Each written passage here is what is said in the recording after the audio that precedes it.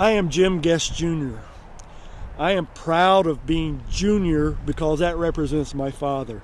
And he was a big part of who I am today. I owe everything that I am to my parents. The most blessed thing a person can have today is to have been born into a family with two loving parents. The second most blessed thing that anyone who lives in this country can have is simply having the freedoms that this country offers. I don't know if we were poor when my sister and I were growing up. I remember that we only had one car and that my mom would drive my dad to work and then pick him up. Except on the days where he worked late and then he took the car and we didn't have one at home. We only had one black and white TV sitting there in the den and we fought over what we were going to watch. I remember my mom making dresses for my sister. I remember that my sister got a bicycle that was too big for her because she would grow into it. I remember collecting from the people on my paper route because if I didn't get paid. I remember going on vacation to Florida and staying with my grandmother for 2 weeks. I don't think it seemed poor to us because all of our friends had the same. I remember we moved all across the Southeast.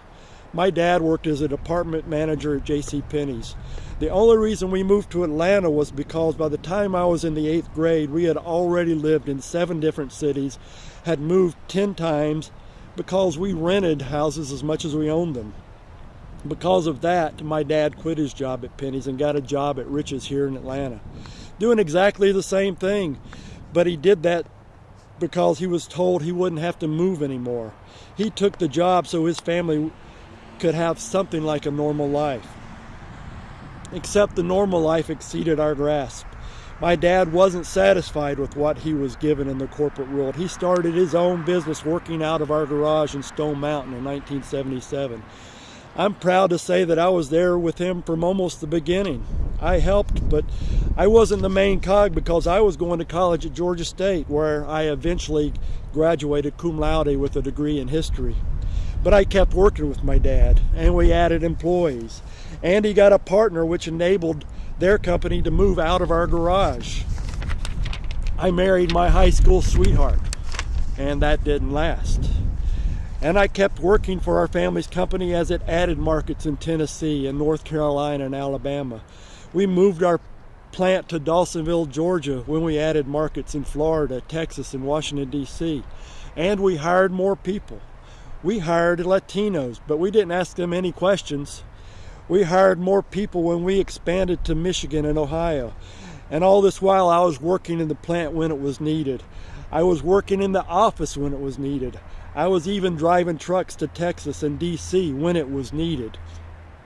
I worked with Latinos who didn't speak English. I worked with the guys and gals in North Georgia who didn't graduate high school because they or their girlfriends got pregnant. I worked with the sales reps, some of whom were lucky enough to graduate high school, and some of whom were unlucky enough to be fired from their corporate jobs because of downsizing. I worked 40 to 60 hours a week or whatever it took to get the job done. When my dad and his partner retired, my new partners and I decided it would be a good idea to move our production to China. So we cut our labor by half and set up shop in China. And then I worked with the Chinese. I know why a company would move its operations to China, and I learned why they should do everything to move their operations back to America. And I pulled our operation out of China in 2008, and it saved our company because our company barely survived the crash of 2009. I sold the company in 2011 and found out they are not hiring you if you're over 50. So now I'm working at Starbucks to bide my time and have insurance. So now I work with some swell kids who are working hard to achieve their dreams, and my hat goes off to them seeing how hard they work. But my heart also bleeds for them because I don't know if all their hard work is going to pay off. And that is where I am today. I feel like my life experiences are enough to overcome my lack of knowledge about how palms are greased in Roswell or in Georgia or in Washington, D.C. Thank you.